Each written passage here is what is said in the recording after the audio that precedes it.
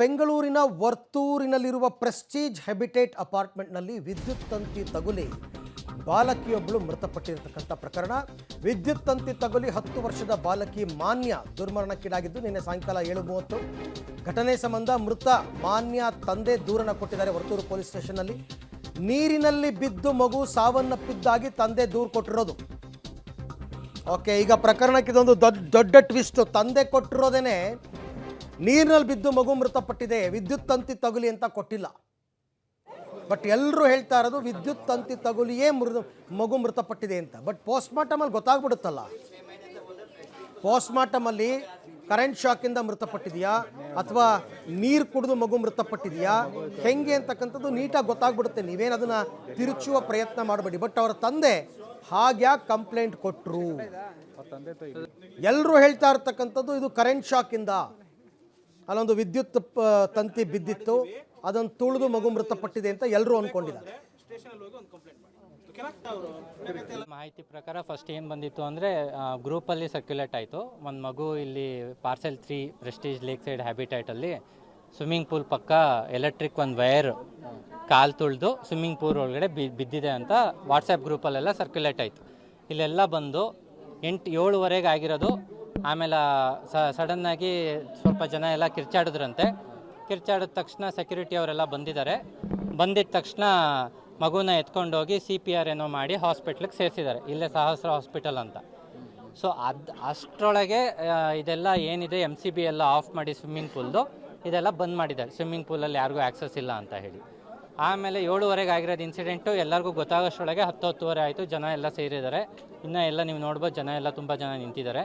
ಇವಾಗ ಜನ ಏನು ಅಂದರೆ ಆ ಮಗು ಹಾರ್ಟ್ ಎಲೆಕ್ಟ್ರಿಫೈಡ್ ಆಗಿ ಅಲ್ಲಿ CPR ಆದ್ರೂ ಬದುಕಿಲ್ಲ, ಹಾಸ್ಪಿಟ್ಲಿಗೆ ಹೋದಾಗ ತೀರ್ಕೊಂಡಿದೆ ಅಂತ ಹೇಳಿದ್ದಾರೆ. ಎಷ್ಟು ವರ್ಷ, ಏನು ಏಜ್? ಮಗು ಹೆಸರು ಮಾನ್ಯ ಅಂತ ಹೇಳ್ತಾ ಇದ್ದಾರೆ. 10 ವರ್ಷದ ಮಗು ಅಂತ. ಟವರ್ 17 ಇಲ್ಲೇ ವಾಸ ಇರೋದು. ಬಟ್ ಜನಕ್ಕೆ ಏನು ಅಂದರೆ ಇವಾಗ ಆ ಮಗುಗೆ ಆಗಿರೋದು, ನಮಗೂ ಒಂದು ಮಗು ಇದೆ, ಎಲ್ಲರಿಗೂ ಮಕ್ಕಳಿದೆ ಇಲ್ಲಿ ತುಂಬ ಜನಕ್ಕೆ, ಎಲ್ಲ ಇಂಡಿಪೆಂಡೆಂಟಾಗಿ ಆಟಾಡ್ತಾರೆ. ಅವ್ರಿಗೂ ಎಲ್ಲ ಹಿಂಗೆ ಆಗ್ಬೋದಾಗಿತ್ತೇನೋ ಅಂತ ಎಲ್ಲರಿಗೂ ತುಂಬ ಬೇಜಾರಾಗಿದೆ.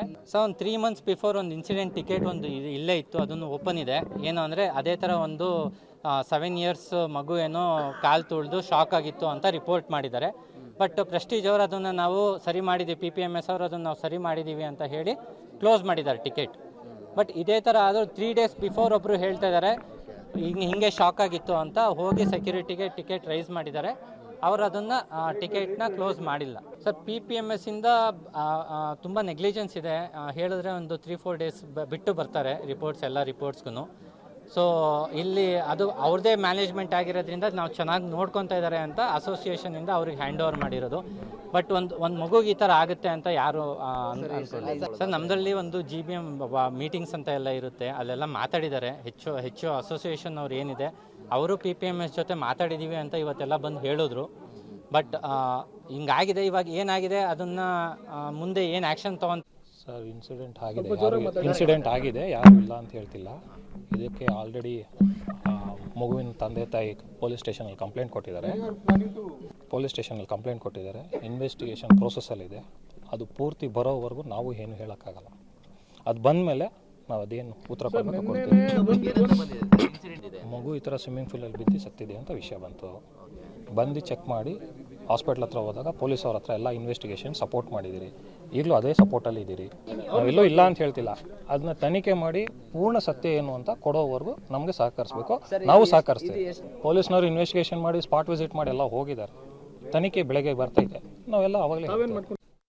ಓಕೆ, ಕೆಲವರು ವಿದ್ಯುತ್ ತಗುಲಿ ಅಂತಾರೆ, ಕೆಲವರು ನೀರಿಗೆ ಬಿದ್ದು ಅಂತ ಹೇಳ್ತಾರೆ, ಇನ್ನು ಕೆಲವರು ವಿದ್ಯುತ್ ತಗುಲಿ ಸ್ವಿಮ್ಮಿಂಗ್ ಪೂಲಿಗೆ ಬಿದ್ದು ಸತ್ತಿದೆ ಅಂತಾರೆ. ಮತ್ತು ಇಷ್ಟು ದೊಡ್ಡ ಅಪಾರ್ಟ್ಮೆಂಟ್ನಲ್ಲಿ ಅದನ್ನು ನೋಡಿದವ್ರು ಯಾರೂ ಇಲ್ವಾ? ಪ್ರತ್ಯಕ್ಷದರ್ಶಿಗಳು ಯಾರೂ ಇಲ್ವಾ? ಆ ಮಗುವನ್ನು ಆ ಥರ ಎಲ್ಲ 10 ವರ್ಷದ ಮಗುನ ಬಿಟ್ಬಿಟ್ಟಿದ್ರು ಆಟಾಡ್ಕೋ ಹೆಂಗೆ ಬೇಕಾದರೂ ಅಂತ ಅಂದ್ಬಿಟ್ಟು. ನೋಡಿದವ್ರಾದರೂ ಹೇಳಬೇಕಲ್ಲ. ಅದೇನು ಆಯಿತು, ಆ ವಿದ್ಯುತ್ ವೈರ್ನಾದರೂ ಯಾರಾದರೂ ನೋಡಿದಾರಾ? ಕರೆಂಟ್ ವೈರಾದರೂ ಇದ್ದಿರಬೇಕಲ್ಲ ಅಲ್ಲಿ, ಅದನ್ನು ಆಮೇಲಾದರೂ ಯಾರಾದರೂ ನೋಡಿರಬೇಕಲ್ಲ. ಗೊತ್ತಿಲ್ಲ ಏನಾಗಿದೆ ಅಂತಂದ್ಬಿಟ್ಟು. ತುಂಬ ಕನ್ಫ್ಯೂಷನ್ ಇದು. ಎಕ್ಸಾಕ್ಟಾಗಿ ಏನಾಗಿದೆ ಅಂತಕ್ಕಂಥದ್ದು ಇಲ್ಲಿ ತನಕ ಯಾರೂ ಹೇಳ್ತಿಲ್ಲ. ನೀರಲ್ಲಿ ಬಿದ್ದಿದೆ ಅಂತಾರೆ, ಮತ್ತು ಕರೆಂಟ್ ಹೊಡಿತು ಅಂತ ಯಾಕೆ ಹೇಳ್ತಾ ಇದ್ದಾರೆ ಎಲ್ಲರೂ? ನೋಡಿದವ್ರು ಯಾರು?